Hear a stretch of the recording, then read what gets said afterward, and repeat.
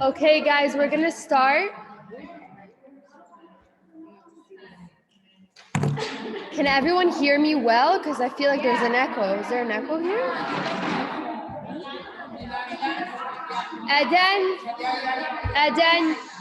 Eden, can you hear me well from here? Perfect. So I think I'm kidding. Okay, so welcome to everyone who's on Zoom. So happy you can make it. So first of all, Yael was our sponsor this week. Thank you so much. We wanted to do something different because usually it's sushi nights. I was like, let's change it up a little bit. So we did like a wraps, which was really nice. So thank you.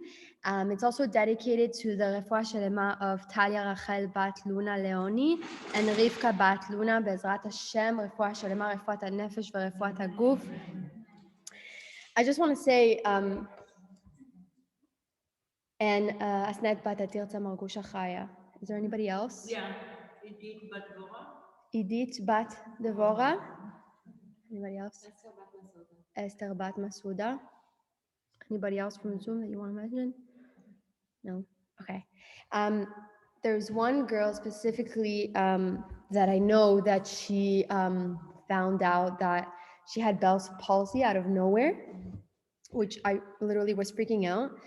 I couldn't believe it. So Bezrat Hashem refuah shelema. But I wanted to mention that when I found out, I went on her Instagram to see if she mentioned her story and if we should pray for her.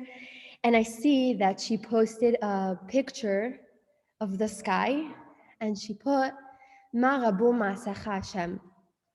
How wonderful is Hashem.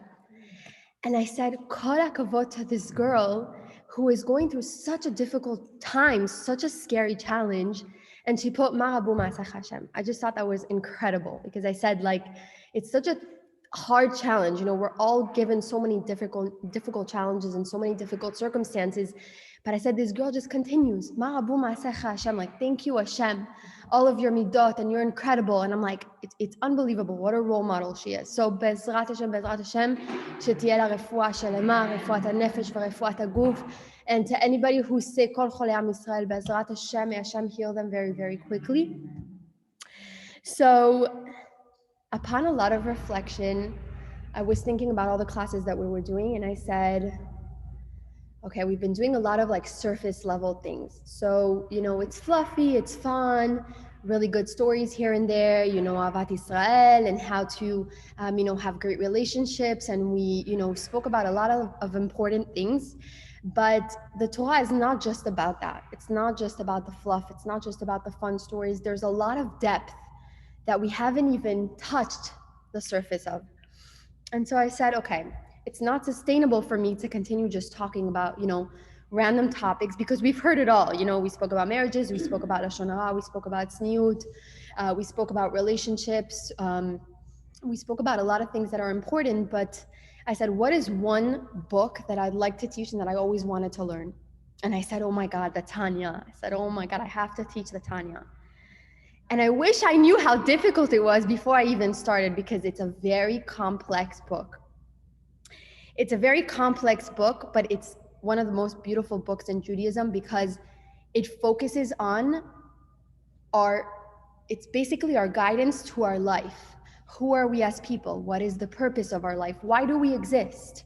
Right? So it's really a guidance to help us navigate the world. So there's halachot and, there's all of these different structures in the Torah that, it's hard for us to relate. But the Tanya actually speaks to every single one of us. And we can relate to it in so many ways. So I said, okay, let's try. I'm trying today. Doesn't mean that we're going to do it every single week. I'm going to try to talk about the first chapter of Tanya. They actually say that you should say Shechianu when you start the book of Tanya, but I don't know if I'm going to continue it, so I won't say it. But we're going to talk a little bit about the first chapter. And it actually portrays and it relates to if you're a good person. What is a good person? What is a rasha? What is a wicked person? And what is someone who's in the middle?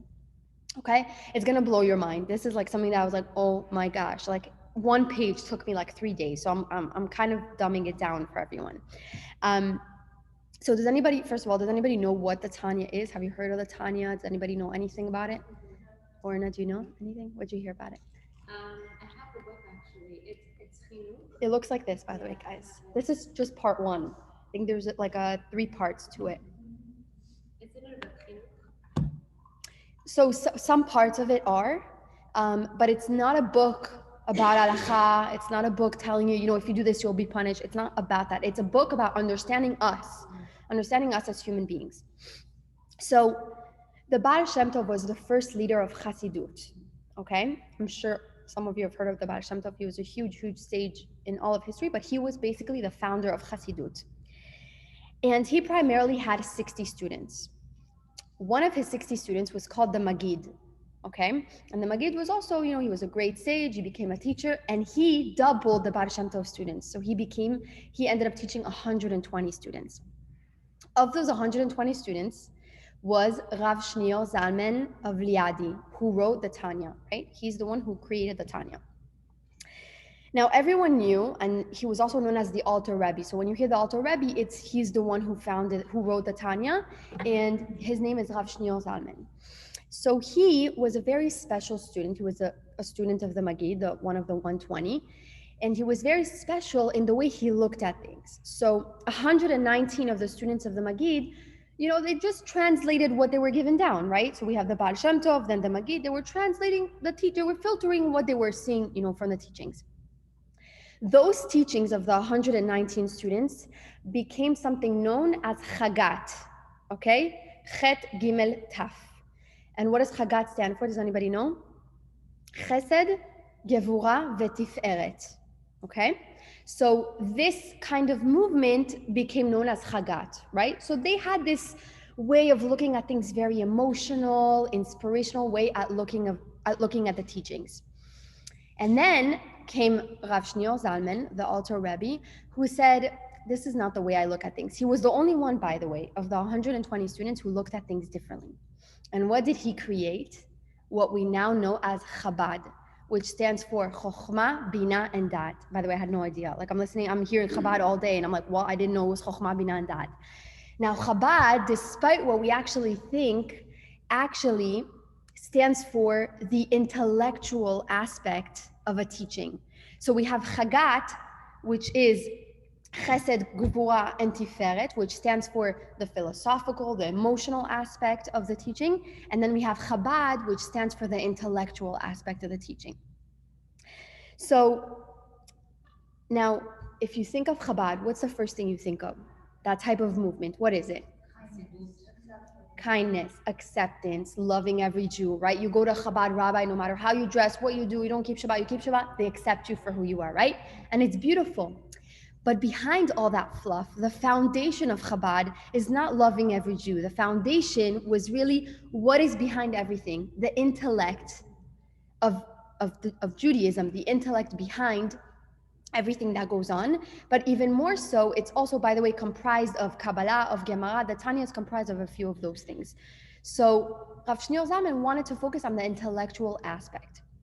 And so if you intellectualize the Tanya, what I'm trying to say is that you will get to a point where it's not going to be Chabad anymore, it's going to be Chagat. And Chagat is the emotional aspect. So yeah, it's, accept every Jew, love every Jew, that's the emotional aspect of Chabad.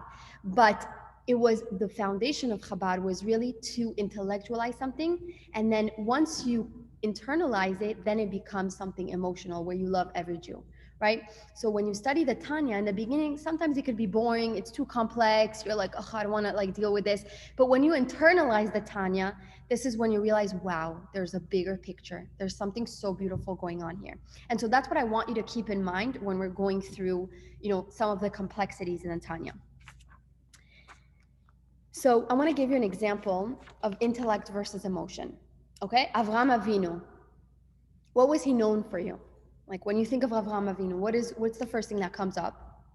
He always said Achnasat ochim, chesed, right? Now, Avraham Avinu, the emotional aspect, the one that we all know, is, he was achnasat ochim, he was, he did a lot of chesed. But that doesn't even begin to scratch the surface of Avraham Avinu. It's the coloring book of Avraham Avinu for kids. It's like the little Oel with Sarah. It's not Avraham Avinu. Avraham Avinu, the intellectual aspect of Avraham Avinu, was that he was Einstein before Einstein. He was one of the biggest genius in the Torah, because when he was a little kid, he didn't go to school. Nobody taught him anything. There was no school of thought that he went to. He didn't have any process. And he still deducted at a young age that there is one God, that there is one force, and that the universe is one. A little kid that never went to school, never taught anything, and he deducted that. So we already know Avraham Avinu was a genius. So when we're studying the Tanya, we're studying the deep philosophical aspect of things. But hi, how are you? Welcome. But if we absorb them, it will cause us to see the emotional aspect. And so Avraham Avinu, okay, the emotional aspect is he was nice to people. He brought in people, but the intellect is that he was a genius. He discovered things that we can't even begin to imagine. By the way, Avram, before he was given the name Avraham, Av means father, and in the Kabbalah, Av also means wisdom. He was the father of all wisdom. He really created the idea of wisdom in the Torah.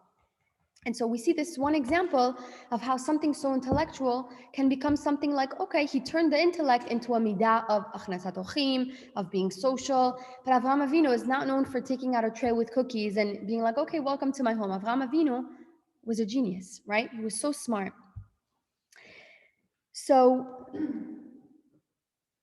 we have the Tanya, which is the intellect, like I mentioned, and then we have the effect of what will happen once we internalize the intellect.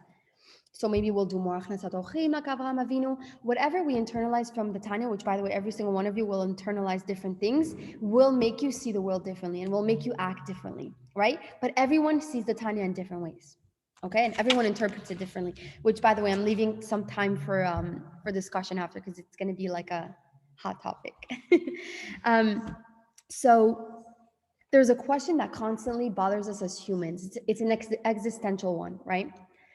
It's something that bothers us. Sometimes our behavior is not consistent with what we do, right? So sometimes you're like, okay, I want to be a good person, but it's so hard. Sometimes there are things that it's just, I have to talk to Shona. It's impossible for us not to do something that's really hard for us, right? So there's a gap between who we want to be and who we are. So with all these existential questions, I'm going to start with a simple question. What's wrong with me? I know what I believe, I know what my principles are, I know what I value, and then I look at how I live and it's not consistent with that. So there's a problem, because we're like, on one hand, yeah, like we're good people, but are we good people? Like, okay, like if you're driving and you see someone on the street and like they need help with groceries or whatever, I always use that example, like the first thing that comes up to my mind. But whatever it is, your day-to-day life, are you going to go out of your way to help someone? Or are you just going to keep driving? And does that make you a bad person, right? So we never really give thought to these questions because they're obvious to us. Yeah, obviously I'm a good person. Like you're never going to think you're a bad person unless, you have a low self-esteem or something happened to you that you're like, hey, I'm a really bad person, and et cetera, et cetera. But the Tanya, the chapter 1, covers what is a tzaddik, what is a rasha, what is a benoni, which is the in-between. And you're never going to guess, because I couldn't guess it. And I was like, literally at it for days. And I was like, oh my, it's like blows my mind. So hopefully you'll be as interested as I am. When Rivka prayed so much to get pregnant, okay, she finally did. And when she was able to walk around, when she would walk to an area where there's avodah zarah, where there's idol worship, the baby would start kicking. So she was like, oh my God, that's weird. Then she would walk around to where there's a synagogue, and then the baby would start kicking again. So she's like, I'm so confused. Like, is the baby attracted to avodah zarah? Is he going to be a rasha? Or is it going to be a baby that's, attracted to Hashem and avodat Hashem? What is it going to be? So she went to a Rav and she said, listen, like, I don't know what's going on. And the rabbi said, listen, you have twins. And so she was like, what? And so it says in the Torah, she was relieved. Why would she be relieved? He's saying that you have two different babies, one that's attracted to the bad and one that's attracted to the good. So why would she be relieved? She was relieved because at least she doesn't have one baby that's confused and it's being tugged on both sides. She has one baby that has a clear personality and another baby that has another clear personality. So she said, I'm just going to take the baby that's attracted to the bad, channel his energy towards Hashem, and everything's going to be okay. But at least he's not confused. Okay?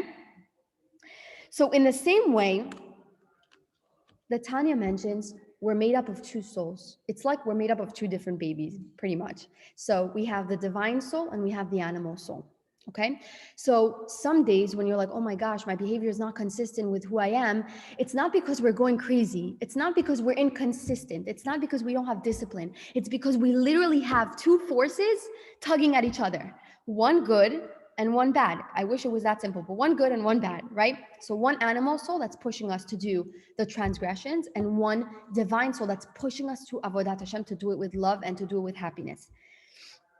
And so it's not that we're constantly changing our minds. It's not that we're crazy or hormonal or menopausal or whatever you want to call it. It's literally because we have two forces that have the same exact energy, but have different agendas.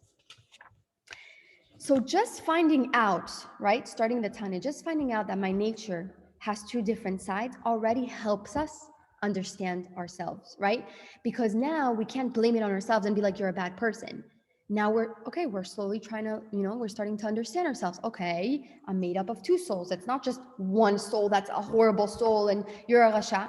You're made up of two souls, a divine soul. So you have Hashem's presence in you. You have Hashem blew a breath in you. So you have a part of Hashem in you. And then you have that part that controls the body, the bodily inclinations. So the Tanya starts like this. I'm going to read it in Hebrew. Okay. And then I'm going to translate. Mashbi'im oto te'i tzadik ve'al te'i rasha. When a baby is born, before they're born, in the heavens, they make him swear an oath. You have to be a tzaddik, do not be a rasha. You make an oath. ואפילו כל העולם כולו אומרים לך צדיק אתה, היה בעיניך כרשע. But then, what do they say in the Mishnah? If everyone tells you you're a tzaddik, consider yourself a rasha when you get into the world. So hold on, it's contradicting because you're like, okay, you're swearing an oath that you're going to be a tzaddik.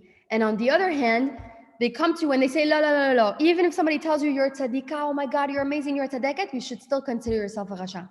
So it doesn't make sense. Yeah, okay, we have to work on our humility, okay, you're a tzaddikat, it raises your ego, but there's a problem here, right? Because they're counterproductive. So if you were, and let's say that the Mishnah was right, and you were to consider yourself wicked, then what happens? You go on in the world thinking that you're wicked, and what? You're going to be depressed, you're going to be down, I'm such a bad person, and then what happens? You also have the mitzvah of Ivdu et Hashem besimcha, worshiping Hashem with happiness. So what happens? So if you're going to consider yourself a rasha, then you're going to be depressed. So the whole point is to worshiping Hashem besimcha. So there's another problem here. Is everyone following for now? Okay. So in the Gemara, there's 5 different types of people. Okay, I will repeat it as many times as you need me to because it gets a little confusing, but for now I'm going to mention the 5. Tzaddik v'tovlo, a tzaddik that's a perfect tzaddik. Tzaddik v'ralo, a tzaddik that has bad in him. Rasha v'tovlo, a rasha that has good. Rasha v'ralo, a rasha that has bad. And the 5th one is the benoni, okay, the in-between. So now when you hear tzaddik v'ralo, a tzaddik that's bad, what does that mean to you? Like, think about it. Okay, so you have a perfect tzaddik and then you have a tzaddik that has bad. What does that mean? If you were to... Actions don't match his inner. Like he's a tzaddik in the mind, but his actions are not. Okay. Maybe he's like a good person, like he does things, like good things, but he doesn't actually want to, because he has that like. Okay. Raquel always gets the right answers. Anybody else? By the way, you guys... Yeah, that has to do. I'm going to explain in a second. But yeah, you're getting there. You guys, by the way, can on Zoom, you can add stuff if you want to answer. But basically, a tzaddik v'tovlo is somebody that is good all around. Just he doesn't sin, doesn't have the evil inclination. Everything's all good. Tzaddik v'ralo, and I always thought when somebody said tzaddik v'ralo, like anybody that would like walk on the street and tell me tzaddik v'ralo, I would think, oh, a tzaddik that's like, why do good things happen to bad, or why do bad things happen to good people? Like a tzaddik v'ralo, so like he has like misfortunes in his life, but it actually does not mean that. Tzaddik v'ralo just means it's a tzaddik that has bad in him, right? We're not talking about the external. We're talking about the internal. So, tzaddik v'tov lo, tzaddik v'ra lo, rasha v'tov lo, meaning that it's somebody who has good, but the bad dominates him. Okay? In the same way, tzaddik v'ra lo is somebody who has a little bad, but he's so good that it dominates the bad. Meaning that whatever bad there is, the good covers it, basically. Okay? So far, so good? Okay. And then the Benoni is the in-betweener. Okay? Now, what's a Benoni? Right? We literally mentioned every single possibility there could be, but then there's the Benoni. So now we're left with a question, who is the Benoni? So right now, okay, you were to look at these categories. Who do you think you would be? I would think Benoni, right? Because you're like, I'm not a tzaddik, but I'm also not wicked. So then I'm a Benoni. Yeah, are you thinking of something different? Okay. So, okay, so this is the question. Now it gets a little deeper. Are you ready? Erica, you cannot miss this. She just got a napkin and I'm like, sit down. No, I'm kidding. I'm kidding. But I don't want you to miss a word because then you miss the whole thing. It's crazy. Okay. So now we discover the 5 categories, right? But then in the Tanya, it continues, okay? Let me read it in Hebrew. Okay. Amar Rabba, kegon ana benoni. Rabba was one of the greatest sages during the time when they wrote the Tanya. And the students asked him, Rabbi, what's a Benoni? How can you understand it? He said, I'm a Benoni. They're like, no. You cannot be a Benoni. You're the rabbi of the generation. So what do you mean? So now he couldn't have mistaken because this rabbi he was known to study Torah all day, that the angel of death was not able to get to him, right? To that point that he was literally mentioning the Torah all day he was studying Torah. So now, what do we extract from this? That a Benoni is clearly not someone who's 50-50 because then Rabba wouldn't say that he's a Benoni. So there's another problem now because, okay, so I'm a Benoni now, but then I'm not the greatest sage of that generation. So there's no way that we can all be Benoni. So now what is a Benoni, right? We're still left with a question. It makes it even more complicated. So let's make it a bit more complicated than that. So hold it, okay? There's a statement when Yehovah is speaking to Hashem. Yehovah is another area in the Torah, but he's having a conversation with Hashem, and he said, Hashem, you made righteous people and you made wicked people. So, okay, but does that mean that we're born good or bad? No, we're born with a clean slate. So how does that make sense? You created bad and you created good. No, because we're born with a free will. So that complicates things even more, right? So are we born being good? Are we born being bad? Do we have a choice? And who are we? Okay, like it gets crazy. And this is like the first 2 lines of the Tanya. So every time someone sins in the Torah, okay, he's considered a rasha. No matter what sin you do, it could be the smallest thing and it could be the greatest thing, automatically you're a rasha, okay? Now, there's those people, and I'm going to connect it at the end, but there's those people out there that are like, I don't like Judaism. They're all like, hey, you're going to die. You're going to get stoned to death because you punished, you're a rasha, okay? But we're going to figure out what that means. So every time someone sins, he's considered a rasha, okay? So that means that a Benoni cannot be someone who sins, because if you sin, you're a rasha. So then what's a Benoni? What is the Benoni? Someone who doesn't sin. Exactly, but then if it's someone who doesn't sin, he would be a tzaddik. Yeah, but a tzaddik is someone that doesn't fall. Exactly, but a Benoni is also someone who doesn't sin, because if you... Doesn't have to sin to mitzvah. Maybe he just doesn't sin. Like, you know what I mean? Well, if you don't sin, I think you're pretty high up there. Like You don't have to don't do any sin, mitzvah, you're going to do heaven. good. Sorry? That he doesn't sin, but he also doesn't do good. So that's what Raquel said. So we're going to look into that, but that's not the answer. I wish it was. So it's part of it, but okay. Let me try and, okay. So now we can't say that a Benoni is 50-50, but we can't even say that a Benoni is 1% bad, because if he sins, automatically he's a rasha, right? So now we have to figure out What are all these categories? Where are we placed in these? Is it too loud? You guys can hear? Okay. So right now we're confused where we stand. We're confused about our identity. Like, are we tzaddikim? Are we reshaim? Are we benonim? We can't be benonim because the Rabbah was the greatest sage in that generation, said I'm a benoni. So I'm like, so then where do we stand, right? So the answer isn't so simple, but I want you to trust the process because we're talking about who we are here. And so if the Tanya had one page about who we are, we'd be like, oh, okay, and then go on our lives. No, like we're a very complex species. So, I want you to just trust the process and follow me on this. But this is pretty short because I'm not doing the whole chapter. It's way too long. So what do we know so far? A rasha is someone who transgresses, right?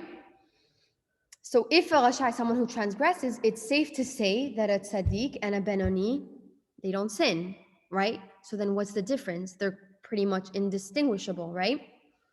Both the tzaddik and both the benoni cannot have sinned because if the second they sin, you're considered a rasha. So let's go over everything so we don't get lost, okay? So we're born, we make an oath, be a tzaddik, don't be a rasha. But then if the world all tells you you're a tzaddik, consider yourself wicked, right? And if you see yourself as a wicked person, then it goes into a vicious cycle because you also don't want to be depressed, right? You want to worship Hashem with love and happiness. So how are you supposed to look at yourself? The whole question that the Tanya is answering now is, what is my identity? Okay? Am I good? Am I bad? Am I in between? Like, am I nothing? Like, what am I? So by the process of elimination, we says a benoni isn't a guy who sins 50% of the time. He's not even a guy who sins 1% of the time. He sins 0% of the time. And a tzaddik is the same way. So what differentiates them? When we originally spoke about rasha vetovlo, what did we say? That the rasha has a little bit of good in him, but because he does so bad, the bad dominates the good. In the same way that tzaddik veralo, he's so good that it doesn't matter if he has a little bad, the good dominates the bad, right? So that's the difference between tzaddik vetovlo and rasha vetovlo. Okay? So rasha vetovlo, you have to understand, and this is also for the other rasha veralo, is that every decision they make, no matter what it is, Erica, I can't see you. What decision they make, the evil inclination will always dominate the good. Meaning that whatever happens, literally whatever mitzvah they can possibly do, the Yetzer Hara is going to come and the Yetzer Hara is going to win. That's a rasha. Okay? Tzaddik veralo is somebody who, no matter what, even if he walks on the street and is about to commit a sin or whatever it is, the good judgment is going to get the best of him, not the bad. Okay, so those are the main differences. We're talking about their moral compass, right? So the tzaddik will have the good compass that will always decide for him, that will always make the decisions, and the rasha will always have the bad make the decisions. He'll always be making the wrong decisions, the bad decisions. David HaMelech said in Tehillim, my heart is empty within me. What does that mean? My heart is empty within me. David HaMelech was able to annihilate his entire Yetzer Hara. Okay, that's what it meant when he said, my heart is empty. So this level where the Yetzer Hara is non-existent, and I'm not talking about that he was born that way, right? Because we said we're not born good and bad. We have to annihilate it ourselves, right? That's the whole point of life, to annihilate and to fight against the Yetzer Hara. David HaMelech annihilated it. How did he do it? Through fasting. And I don't know if we do it in this generation anymore because I don't know who's a tzaddik and who's not. It's like very complicated now. But in past generations, when somebody was very sick or, you would really need a serious bracha to cut a decree, you would go to a tzaddik, you would pay him or ask him for a bracha, but you would ask him to fast for you. That's how powerful fasting is. And so David HaMelech was able to annihilate his entire Yetzer Hara. And that is the definition of a tzaddik. Now, when we make the distinction between a tzaddik and a benoni, it's the fact that a tzaddik has no Yetzer Hara. A benoni still is not transgressing, he's not going to sin, but he still has the Yetzer Hara in the back of his mind. Okay? So in the tzaddik, it's non-existent. In the benoni, it still exists. But he continues to not sin despite his Yetzer Hara. A perfect example. A tzaddik is walking on the street and there's a woman, right? Now, any other man will literally be like, don't look, don't look, don't look, don't look, don't look, right? They don't look. okay? If that person doesn't look, but he still has in the back of his mind, don't look, don't look, don't look, he's a Benoni. Because he didn't sin, but he still has it in the back of his mind. The tzaddik will not even realize that there's a woman there. He's in a whole other reality. That is the definition of a pure tzaddik. Okay? So that is the main difference between a tzaddik and a Benoni. So are we still Benoni? Raquel's like, I'm a Rasha.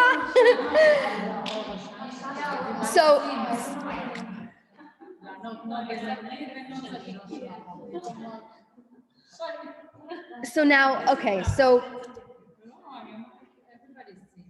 exactly. So it seems very, this response, by the way, seems very irrelevant, because now it doesn't matter the difference, because either way, we're not perfect on the outside anyways. It's like we're all sinning. So how can we relate to a Benoni? So, exactly. So now, in the next few chapters, the Tanya basically uncovers what is the Benoni, but how can we use the Benoni to solve our inner struggles with whatever we're dealing with, and to basically understand that someone wicked is not really someone wicked, and that it's not really what we think. So I want to just sum it up, because I don't want to take too long. What I mentioned before about the people coming to me and saying, yeah, like, leave me alone, I don't want to study, Judaism. I open the book and it's like, you're going to get stoned to death if you don't wear a skirt, blah, blah, blah, blah, blah. Like, not for me, right? Most people will say that nowadays. They don't even want to approach Judaism. But when you look at the Tanya and they said, what is a Rasha? Rasha ve'tovlo. It's somebody who has good, right? But the evil inclination rules him, right? And so they say, the second you make a sin, you're considered yourself a Rasha. But what I want you to know is that it doesn't mean, the Torah is not saying you're a Rasha, so you're a bad person, bye, like, we don't want to hear from you, you're going to get stoned to death. That's not what they're saying. They're saying that the decision that you made in that moment, because you let the evil inclination rule you, in that moment, you're considered a Rasha. Aval Rasha ve'tovlo, you still have good in you. You understand? And so when somebody comes and says, no, you sinned, you're a Rasha, the Torah doesn't mean you're a Rasha Gamur, meaning like, no, that's it, you don't have good in you. It means that you have good in you, but in that moment, your moral compass was, you used the animal soul instead of the divine soul. And so at the end of the day, there's no such thing as real Rashaim here, unless you're Hitler. There's no real Rashaim in the world, because there's always some good that is in you. And so every time you make a decision, just because you let the evil inclination rule you for that specific decision, then you're considered a Rasha. But it doesn't mean that you're a Rasha Gamor, meaning that your whole life, that's it, you're going to be a wicked person. Rasha Veralo is someone that has zero good in him. And that's why I mentioned Hitler, because there is nothing to even like talk about. Like, there's not even a little bit of good that is like, peeking in their brain and like, okay, let's do some good today. Like Tzaddik V'tovlo, Veralo, is that he still has the evil inclination here and there. Rasha Veralo, there is no good inclination. It's just completely annihilated from them. So these are the main differences. So I want to like have a discussion, but first, was it too complicated? Would you guys want to learn about that more in the next classes, or do you want to do like the regular topics? It's very deep, but it gets worse. Like, this is just the beginning, guys. Oh. Yes. Erica, come over here. Rebecca, what do you guys think? Shani? I don't know if you if you guys are into this, but I don't know if it's too good. Okay, I get the green light. Ima, my mom's like, don't do that. I don't like complicated. I'm like, Ima, but we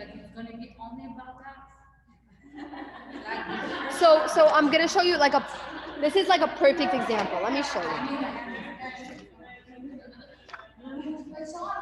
So, for example, chapter one, am I good or bad? Let's say, right? This is the first chapter. By the way, we're not even done with the first chapter.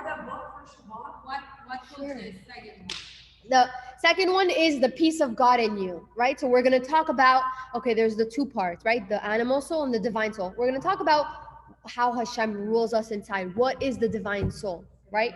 How do we... Erica's like, I'm just getting a wrap. So it continues. So here's the thing. You can't skip around. Like, let's do chapter 38 today. No. This is a book that has order. You know how it has a recipe? Like, preheat the oven, cut the onions. Like, it has to be chapter by chapter. Yeah. And by the way, they say like no one ever finishes the Tanya, by the way, because it's just like you never finish it, because there's so many interpretations and whatever. But another reason why you don't finish it is because everyone sees it so differently. And so everyone always has questions and everybody thinks, you know, this is what it means and this is what it means. So no one's wrong, by the way. And Hashem, by the way, I heard this, something really, really beautiful, but every single interpretation that you have was actually sent to you by Kadosh Baruch Hu, because Hashem wants everybody to know that distinction. He wants people to know that perspective. He actually created you for that specific reason. So there's no like wrong way of looking at the Tanya, because everybody has different challenges, and so the way you look at things obviously is going to be different. It's very, very complicated. I think like when you hear all that, you understand that you are even not Benoni. we're not. Because everybody sins. Like, I mean, if you make one sin, then you consider like Rasha. So we are all Rasha. Yes, but the definition of Rasha is not as simple as we think, and that's what I like, because there's no simple answer. Yeah, but I think it's also transitioning. Like in regards to in regards to Yehudi, when you're a Jew, like you're also considered to be constantly changing. So I do think that it's levels that are constantly changing. I think 1 second to the next you can be Benoni, 1 second to the next you can be a Rasha. Like that's what I would think. Because think about it like this: if let's say, for example, one day let's say I'm a guy, right, with a shmirat and everything, okay? Let's say one day my Intellect gets the best of me, and like I actually like I don't even look. So we're always don't look. And then the next day after that, like happened to have a bad day, and my bad inclination overcame me because I was weaker at that moment. I was unaware at that moment. So then at that moment I was like a shah, Vitovio. But before I was But this is why when we're talking about moral compass, we're talking about the majority. So the majority of the time, is it the good that dominates the bad, or are you making the bad decisions all the time? You understand? Because some people they always give in to their Yetzer Hara. And so at one point, it's like, okay, you have to take responsibility for it. That's why I'm saying Rasha, and Benoni are very similar, and I think that just because Benoni doesn't like how Rasha v'Tov is similar. You mean to because I mean, no, because we're not all tzaddikim. I don't think it would be like... Yes, but the Benoni, we mentioned that they don't sin. So how yes, but there are times when you don't sin. Yes, but you're telling me, like, let's say, for example, if I overcome something within myself that I know is very difficult for me, and I overcome that with my Intellect, at that moment I'm considered a Benoni. I didn't sin, and at the same time, I followed my Intellect. Benoni is when you never sin. You can't just... Yeah, but yes, but you have to understand, Rabba in the Tanya, when he said, I'm an in-betweener, I'm a Benoni, he never sinned. Meaning everything that came out of his mouth was Divrei Torah. He was just like the Gadol Adol. So that's one way of looking at it, but it has to be more than humility, or else they wouldn't really talk about it. It has to be like more complex than that.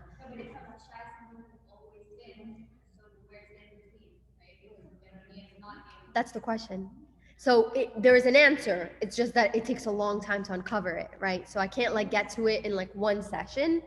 But by the way, I didn't even, You're not, the answer is like at the end of the book. And I love it because it helps you practice the quality of patience. There is no answer right now. You need to like wait, and you need to think. It causes you to really critically think. You guys want to come in?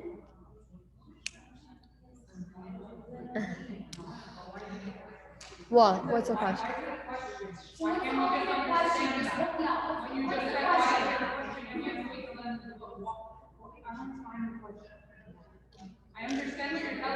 The question is, who are you?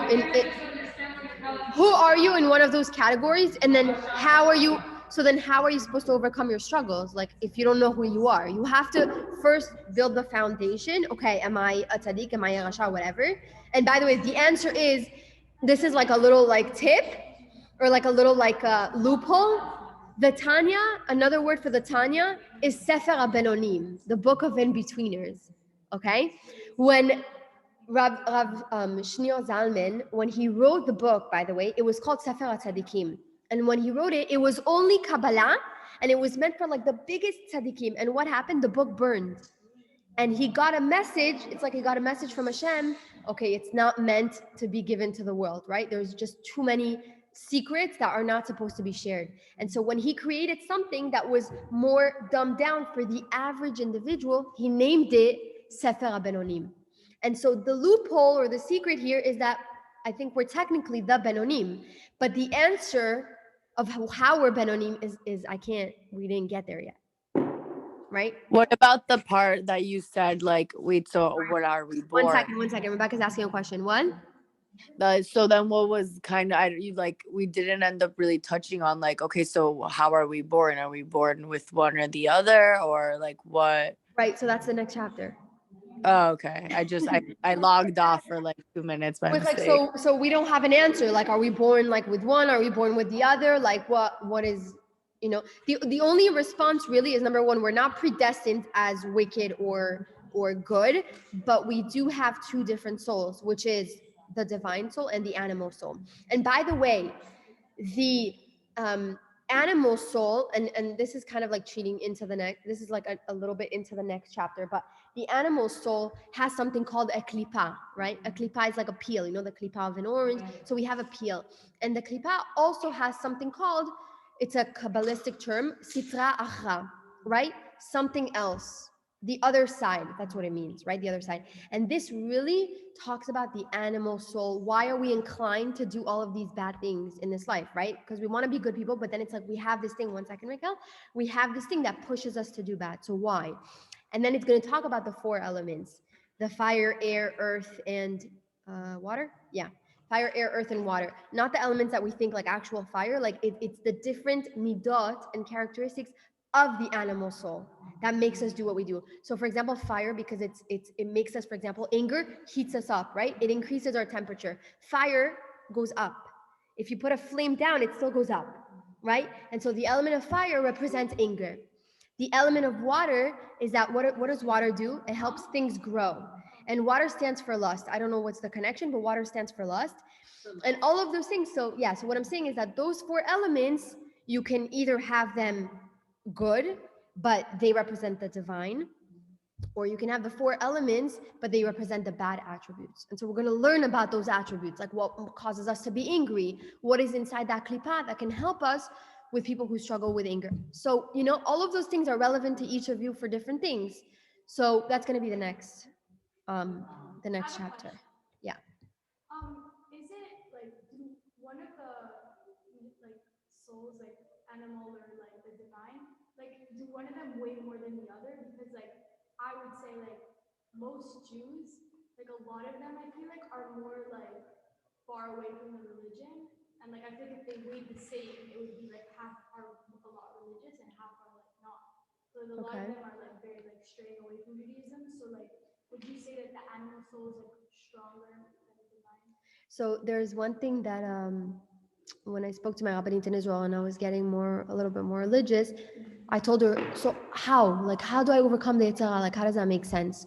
And so she mentioned to me, you have the divine soul and you have the animal soul. And she says, so pretend that they're both lions in your body. So the more you feed one lion, the stronger he's going to get. And so if you feed the lion of the Yetzer Tov and you feed him with Torah and mitzvot and you're eating kosher because you are what you eat and you do all of those good things, and that lion gets stronger. And so he overcomes the Yetzer Hara. So it doesn't matter. Both lions eat the same things, but it depends what lion you feed, right? And so the more you feed the Yetzer Tov with whatever it is that you feed your brain and your body and your soul, the stronger it's going to get. It's that simple. Or the more you transgress and the more you're sinning, the harder it is to come back to the point where, we're still doing good things and, you're more sensitive to religion and all that, because sometimes you lose your way and you go really, really deep. And then it's very hard to come back to the baseline. So you want to make sure that you're feeding that line of the Yetzer Tov constantly. You're constantly going, you guys are doing the right thing. You're going to shiurim, but I'm saying you're constantly working on yourself. You're constantly feeding the Yetzer Tov, because the stronger it gets, the more the Yetzer Hara dims down. Hopefully you'll be able to annihilate it like David HaMelech. I don't think it's possible in this generation, but it's very hard. It's very, very hard. By the way, I didn't mention this last thing. So Hashem said, okay, yeah, let me find it here.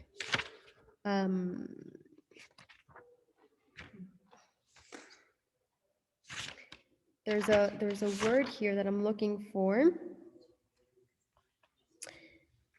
Hashem says that he only created a few tzaddikim in every single generation, because he said tzaddikim are so few and they're so pure. It's like it's almost impossible for them to live amongst us, right? But he says there are a few tzaddikim in every generation. So even in this generation, it could be a tzaddik nistar, a tzaddik that is hidden that we don't know about, but there still are a few in this generation. So thank you, Hashem, for giving us hope. But so that is how difficult it is to attain the level of tzaddik. And because the Tanya is called the book of in-betweeners, I don't think it's meant to be to show us like, oh my God, you need to be a tzaddik. I don't think so. Because if it's a book of guidance and it's called Sefer HaBenonim, then it's for the average person, right?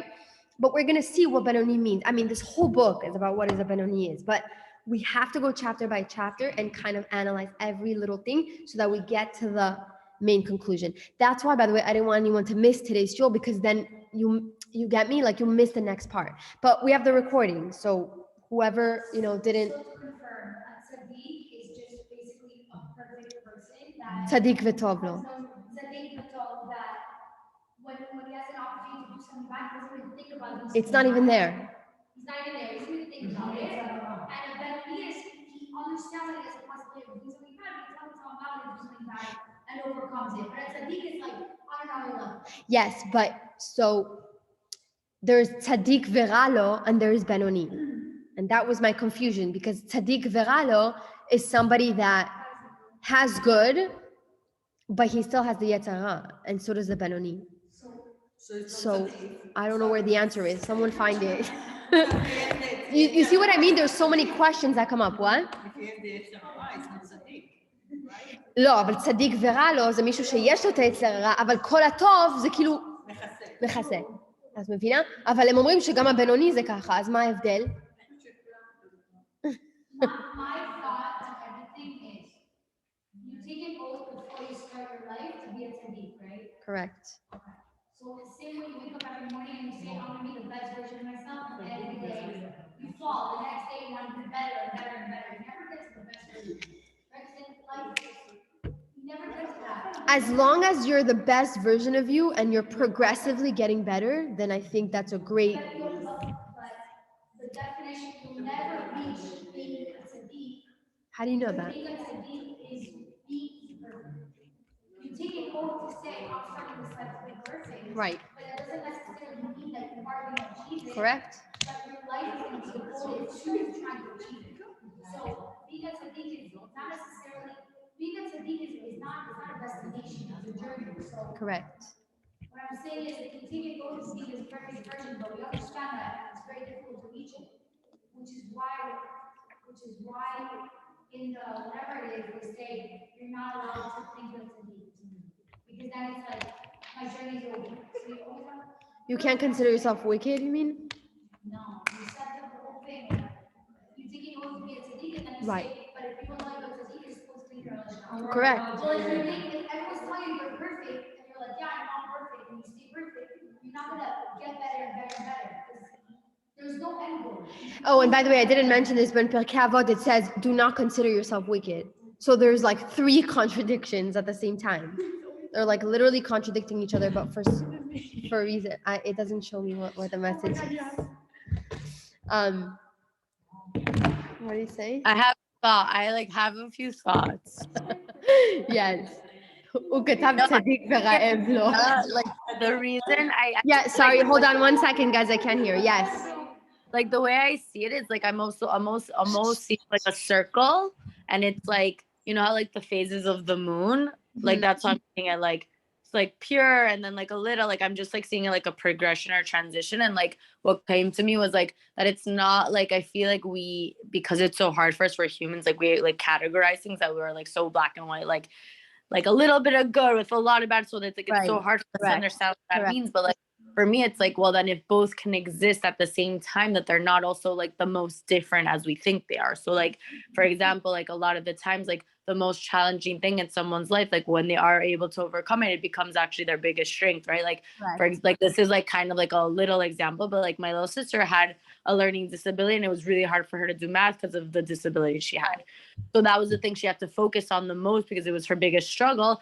And because she got the help she needed and worked on it, then she ended up being like the best at math, because like that's where she put her attention. Right. So it's like, you know, like I feel like instead of, I mean, it doesn't like solve or like have an answer to anything, but it's just a thought I had, that like the idea that like bad or good or whatever we define as that can like exist in the same place at the same time, like then it must mean that like one way or another, like they're different, but they're also not so different where it's like so black and white, you Right. know?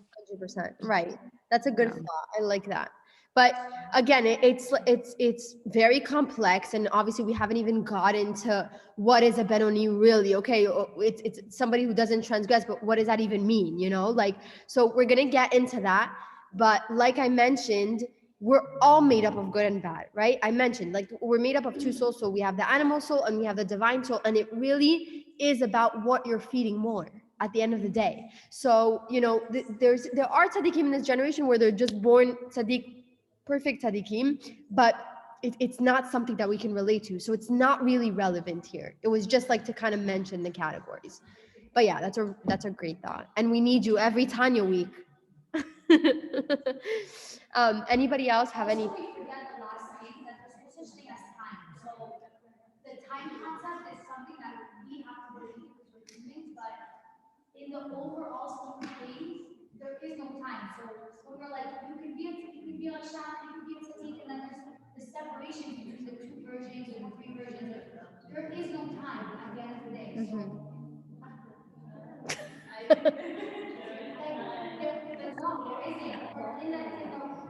Yes, but I think the way Hashem judges us, there has to be a time value, because that's how you view progress. Maybe when God says, or whatever, that says, if someone says you're a tzaddik, you have to think you're a shah, because the time, How are we gonna find out what we all are? I don't understand. Erica, you can't like skip steps here. No, I'm not saying this. I just don't understand all that shit talk like this. Because we all It's not about getting to the answer again, because okay, you get the answer, we're Benoni, now what? It's not about that. It's the journey to get to the answer. It's the journey to get to the answer that's going to give you, are you listening? That's going to give you the tools to whatever you are, Rashab, Tzaddik, Benoni. It's going to give you the tools to navigate life, right? A part of this, one of the chapters here is V'aftarah kamocha, which I did last week, right? And I used some of the Tanya's works, but okay, so if you know that you're a Benoni, how can you love your fellow Jew? Like, there are so many things that go into the complexity of like our foundation. So hopefully that wasn't like too crazy. You like this topic? Okay, good. Anybody else? Shani, what did you think? I really thought it was really nice. I just have a lot of questions, but I just didn't. Okay. So, Orna, do you have any questions? I actually started learning about this. It's great. It's amazing. You're teaching it. It's very hard.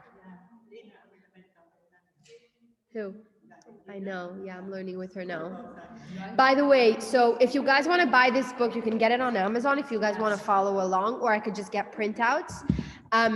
But you cannot learn it on your own. Like, you need to either study it with a rabbi, or like I watch online videos with one specific rabbi that I really like the way he like analyzes the Tanya. But you can literally look at one chapter, and every rabbi will have a completely different shiur. Like, everything I taught now, they're gonna be like, that's not chapter 1. Like, another rabbi could be like, this has nothing to do with anything. So yes. Yes. Why everyone has what to say about it? Why can't it be, this is what it is, this is what it is, this is what we think, this is how it is, that's it. Why do we always have to have this comment, this person's opinion, this is the way, this is the way. This is what confuses people. I know. Okay, let me ask you a question. If you have somebody who is in construction, come talk for an hour. Are you listening? Yeah, If you have somebody in construction that comes to talk for an hour, are you going to be interested in what he has to say? for an hour? Yeah. Okay. Even for 15 minutes, you're going to be like, yeah, I have to go. Why? Because it doesn't relate to you. It doesn't relate to you. You're just, it's not your area of expertise. And so every rabbi, every individual, every living thing has something to say, right? That is how we relate to each other. That's the connection. I'm saying, you know, when you have the more options you have, the more complicated things get. Unfortunately, in our generation, the more you give, the more they want to do, the more they want to go off. When you give like one way, this is the way they follow, because that's the only way. Right. It's not. That's what makes this complicated, I think. There's too many perspectives. And then it causes you to be like, oh, but I think this and that. You have to follow, you know? Yes, but there's also a Sedech Harav. Rabbanim can, like, for example, somebody who goes for advice about like a married couple, every rabbi will tell you a different thing, and you're like, hey, who should I follow? A Sedech Harav. Exactly. Exactly. So I'm going based on one rabbi, or else I will literally go insane. You're going based off of one rabbi, which one? Rabbi Shais Taub. Have you heard of Taub? Taub. He's unbelievable. Yes. He is from New York. Like one of the wisest people I've ever met. I have no idea. He's Chabad, I believe. Yes. No. She's like, if he is, I'm not coming. No, I think he's like purebred Ashkenaz, Chabad, like from New York. Mo gave him to me. My husband listens to him every morning. Mo gave me his name, Rabbi Shais Taub. Taub. I don't know how to say his last name. It's Taub. He is like, he teaches like Shara Bitachon. That's what my husband is studying right now every morning, and he absolutely loves it. It's like how to have Bitachon in Hashem, but like every chapter is different. Very, very amazing. Yeah, it's like five like volumes. Yes, unbelievable. There, like every book is like 1,000 volumes, and like everybody, the Gemara is the same thing, by the way, huh? Who? No, Chovot HaLevavot was, I think, was it Baal Shem Tov? I'm not sure who wrote. No, I don't know. I'm not sure. I should know. Okay, my husband's telling me right now.